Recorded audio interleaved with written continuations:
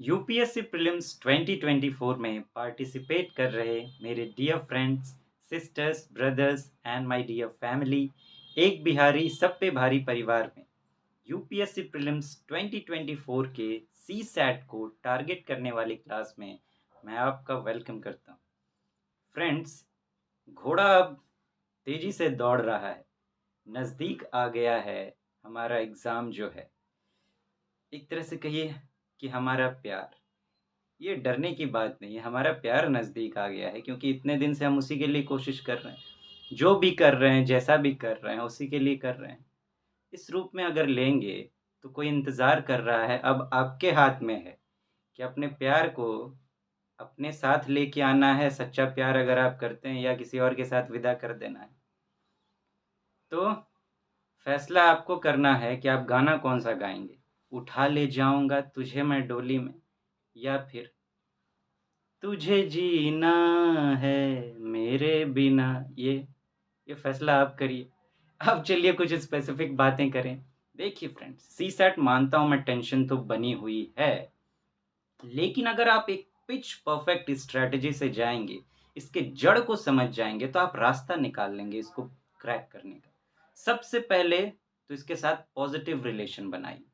हम नेगेटिव सोचते रहते हैं इसके बारे में, ये तो बेकार का पेपर है, बहुत भारी है, तो ये है, तो वो है। रियल लाइफ में आप सोचिए, किसी के बारे में नेगेटिव सोचते रहें, तो कैसा बिहेवियर आपका उसके साथ होता है? अच्छा नहीं होता ना।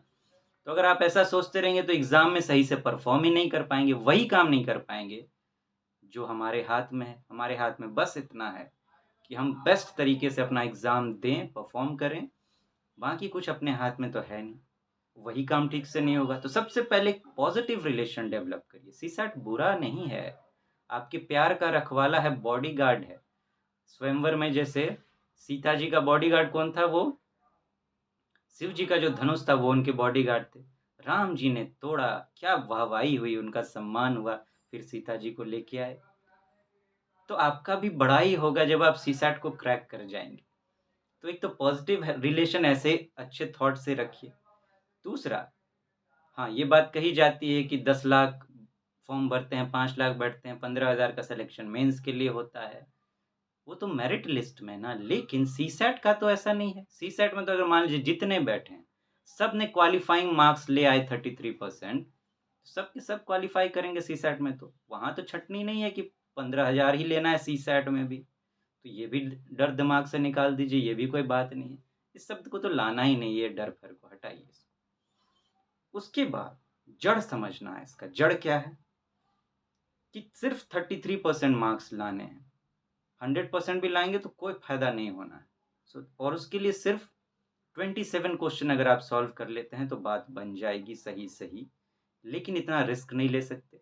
तो 40 क्वेश्चन आपको टारगेट करके बैलेंस में चलना चाहिए। आपका ध्यान 80 क्वेश्चन पर नहीं होना चाहिए। जो ऐसा करते हैं, उसी के लिए ये टेंशन बना हुआ है। क्योंकि देखिए, समझना होगा उस दिन को आपको, जिस दिन आपको एग्ज़ाम देना है, कि गर्मी का दिन, भयंकर गर्मी का दिन। उसके बाद पहले आपने एक एग्ज़ाम दे रखा है, उतना धूप में रहे हैं 3 घंटा, 2 बजे से जाके सीसैट शुरू होना है, तो दिमाग की हालत सोचिए क्या होती। उस स्थिति में आपको अपने दिमाग को बैलेंस रखना बहुत ज़रूरी है। एक्स्ट्रा दे देंगे भार, तो फिर लोड नहीं ले पाएगा। और दूसरी बात ये कि देखिए, मैथ्स और रीज़निंग के जो क्वेश्चन्स होते हैं सीसैट में, उनके साथ आप धड़फड़ी नहीं दिखा सकते। थोड़ा तेज़, जैसे हम सी जीएस में थोड़ा-सा तेज़ कर सकते हैं, इसमें तो बिल्कुल तेज़ नहीं जा सकते। हल्का भी तेज़ गए, 1-2 नंबर इधर-उधर हुआ, गया, गलत हो जाता है। इसमें बहुत आराम से चलने का, थोड़ा ज़्यादा समय की डिमांड करता है। इसलिए देखिए, 80 क्वेश्चन्स यूपीएससी 80 क्वेश्चन इसमें सेट करता है, 100 नहीं देता। लेकिन आपको ये समझते हुए कि मुझे सिर्फ़ 40 सॉल्व करने, और आपको ज़्यादा वहाँ पे टाइम मिलेगा, तो दिमाग ये सब सोच के काम रहेगा, बिल्कुल। तो एक तो ये बात हो गई, थॉट्स की बातें, एक पिच परफेक्ट स्ट्रैटेजी की बातें। दूसरी बात, अब 40 क्वेश्चन बनाने हैं, तो वो कहाँ से लाएँ? ये भी चैलेंजिंग होगा। तो जिनका थोड़ा इससे कट टू कट वाला रिलेशन है, उनके लिए तो एक यूपीएससी ने कॉम्प्रिहेंशन बना रखा है, जिसको आपको इस तरीके से सीखना चाहिए कि एक भी गलत ना हो। और उसी तरीके से हम बात करते आ रहे हैं, डबल क्रॉस चेक स्ट्रैटेजी वाली, जिसमें हमें कुछ अनोखा ही बात कर रहे हैं कि एक तो स्किल मैं आपको ये इमरजेंसी स्किल बता रहा हूँ, बिना पैसेज को पढ़े हुए भी आप कैसे सॉल्व कर लेंगे। और एक पैसेज को पढ़ के एग्ज़ाम में तो पैसेज को पढ़ के सॉल्व करना है, लेकिन ये जो इमरजेंसी स्किल है इसका इस्तेमाल उसको चेक करने के लिए कर लेना है कि 100% आपको पता चल जाए कि मेरा सही है अगर दोनों मैच हो गए। तो वहाँ तो और कॉम्प्रिहेंशन में 25 से 30 क्वेश्चन आते हैं, पिछली बार भी 27 आए थे। तो 25 क्वेश्चन वहाँ से आ गए, बचे 15। बहुत डीप रिसर्च के बाद मैंने हर साल का यूपीएससी सीसैट का बात कर लीजिए आप, ये पाया है कि 15 से 20 कभी-कभी 25 क्वेश्चन भी यूपीएससी ऐसे मैथ्स और रीजनिंग में पूछता है जिसको सॉल्व करने के लिए ना किसी थ्योरम की ज़रूरत होती है, ना किसी फ़ॉर्मूले की ज़रूरत होती है। जो बोर्ड पे लिखा है, उस क्वेश्चन को समझकर सिर्फ़ आसानी से वहीं पर सॉल्व कर सकते हैं। और एक आध दो ऐसा जिसमें बहुत हल्का-सा दिमाग लगाने की ज़रूरत होती है। आपको किसी फ़ॉर्मूला, थ्योरम वाले पे जाना ही नहीं, उसको टच ही नहीं करना है। छोड़ भी देंगे तो बात बनेगी। और ऐसे क्वेश्चन यूपीएससी सेट करता है क्योंकि उसको पता है कि हर तरीके के स्टूडेंट्स हैं। तो फ्रेंड्स, अगर इस बार का सीसैट क्वालीफाई करना है तो पिछला जो सीसैट हुआ है उसकी अच्छी समझ आपकी आप में होनी चाहिए क्योंकि पिछला अभी तक का टफेस्ट रहा है। तो उसको अगर आप समझ जाएँगे और ये समझ लेंगे कि किसको आपको सॉल्व करना है, किसको आपको छोड़ना है, तो ये बहुत बड़ी बात होगी। ये तो ज़रूर सीखें कि किसको छोड़ना है, तो समय बचेगा और वैसे में आप दिमाग नहीं लगाएँगे तो इनमें ज़्यादा सपोर्ट हो जाएगा। तो आप बिल्कुल सही जगह से, सही तरीके से वहाँ पहुँच जाएँगे जो आपको चाहिए। तो हम पिछला जो सीसैट हुआ है उसको लेकर बातें कर रहे हैं। मेरे पास सेट डी है, इसको मैंने किसी से लिया है आपसे बातें करने के लिए। तो आइए फ्रेंड्स अब नेक्स्ट क्वेश्चन पर चलते हैं। ये एक मैथ का क्वेश्चन है। देखिए इस तरीके के क्वेश्चंस भी आते हैं एग्ज़ाम में, जिसमें पूछा जाएगा कि रिमाइंडर क्या होता है? मतलब रिमाइंडर क्या बचेगा अगर किसी से डिवाइड किया जाए? अक्सर इस तरीके के क्वेश्चंस आ जाते हैं 0-0 वाले 1 10 से 100 से इस तरीके से डिविजिबल। इसमें पूछा गया है, ये 27 नंबर क्वेश्चन है उसका, what is the remainder when 85 into 87 into 89 into 91 into 95 into 96 is divided by 100? क्या रिमाइंडर आएगा? और ऐसे क्वेश्चन तो इसमें आप ध्यान रखेंगे, एक तो देखिए इसको देख के ही दिमाग में तहलका मच जाएगा कि बाप रे कैसे पता चले, तो इसको आप छोड़ के साइड हो जाएंगे।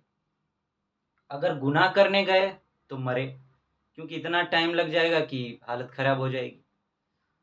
तो फिर इसका रास्ता कैसे निकाला जाए? एक तरीका आप छोड़ दें, लेकिन इसमें मैं वो सजेस्ट नहीं करूँगा। ऐसे क्वेश्चंस आपको बनाने चाहिए। इसमें एक थोड़ा-सा ज़रूरी चीज़ होता है, बस आप उसको ध्यान रखेंगे। जब भी इस तरह का किया है कि 1 पे 0 होके इस तरीके के क्वेश्चन है जिससे आपको इस तरीके के नंबर डिवाइड करने हैं। तो उसमें देखेंगे आप कि एक रिमाइंडर 0 ज़रूर होता है और ज़्यादातर में आंसर वही होता है, लेकिन आप होता है इसका ये मतलब नहीं कि आप बिना चेक किए ही उसको देख लें। आप बस ये देख लीजिए कि जैसे मान लीजिए कि 100 है, डबल 0, तो आप ये देख लीजिए कि इसमें कुछ ऐसा निकाला जाए कि लास्ट में डबल 0 आता है या नहीं। आया, तब तो ये पूरा का पूरा भाग लग जाएगा और उसके बाद रिमाइंडर 0 बचेगा, उसके बाद तो रिमाइंडर बचेगा ही नहीं। लेकिन लास्ट में अगर उतना 0 नहीं आ पाता है, जितना कि यहाँ डिवाइडेड बाय जो है उससे पूछा गया है, वैसे क्वेश्चंस में मैं सजेस्ट करूँगा कि छोड़ दें, आप फिर उसको इतना गुना करने में ना पड़े। लेकिन वो चेक करना कि लास्ट में कितने ज़ीरो हैं, ये काफ़ी कुछ आसान होता है। अब देखिए, ज़ीरो किससे बनता है?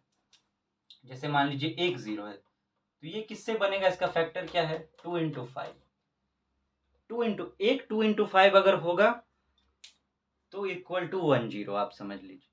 तो इसमें हमें अगर तो मान लीजिए 100 का हमें देखना है, तो इसमें क्या चाहिए? 2 ठो 2 चाहिए और 2 ठो 5 चाहिए, 2 2 एंड 2 5 ये चाहिए। तो हमें ये देखना है कि इसमें क्या 2 2 और 2 5 हमें मिलेंगे। तो अब देखिए जैसे 85 है, ये नॉर्मली हो जाएगा दिमाग में, ज़्यादा ज़रूरत नहीं पड़ेगी। 85 है, इसमें चूँकि लास्ट में ऑड है तो 2 तो आपको नहीं मिलेगा, लेकिन एक 5 इसमें मिलेगा आपको। तो एक 5 तो हमें मिल गया। 87 में ना 5 का गुजारा है, ना ही 2 का गुजारा है, तो इसमें तो नहीं मिलेगा।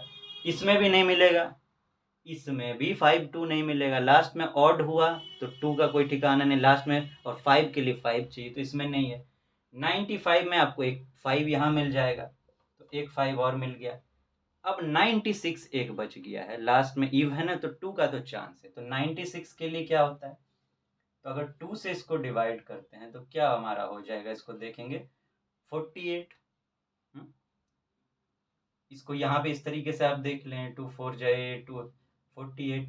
फिर आप इसको 48 को भी 2 से डिवाइड कर सकते हैं, तो और उसके बाद डिवाइड आप जानते हैं, तो यहाँ हमें 2 2 मिल गया, आगे डिवाइड करने की ज़रूरत नहीं। तो 2 5 मिल गए, 2 2 मिल गए, हमारा 100 कंप्लीट हो गया। 2 जीरो है, मतलब कि ये पूरा का पूरा जो है 100 से डिविजिबल है, हमारा रिमाइंडर हो जाएगा 0। इस अप्रोच के साथ आप ऐसे क्वेश्चंस को टारगेट कर सकते हैं। तो फ्रेंड्स, आगे और बातें करेंगे, तब तक आप अपना ध्यान रखें, अपनों का भी ध्यान रखें, स्माइल करते रहें, विश्वास रखें खुद पर। Thank you so much, have a nice day. नमस्ते जी।